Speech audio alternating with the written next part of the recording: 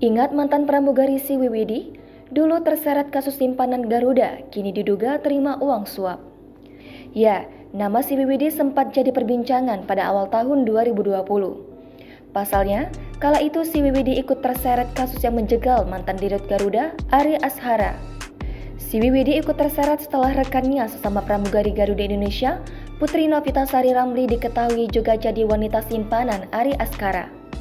Kedua sosok wanita ini dikuliti habis-habisan oleh akun anonim di Twitter @digembok. Karena kelakuan mereka yang menurut cerita tweet @digembok, hobi menggunakan uang negara untuk kepentingan pribadi seperti operasi plastik. Tentu saja yang memberikan mereka uang adalah para pejabat di Garuda Indonesia.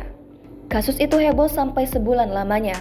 Kabar terbaru, si Wiwidi Purwanti terseret kasus pencucian uang.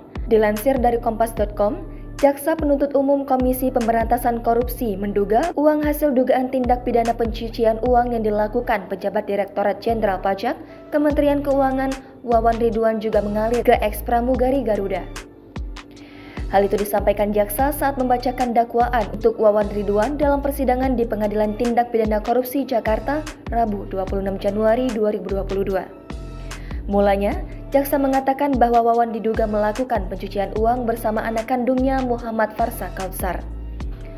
Wawan diduga melibatkan Farhan untuk membuat rekening baru, menukarkan falas, melakukan pembelian barang hingga membagikan uang ke sejumlah pihak.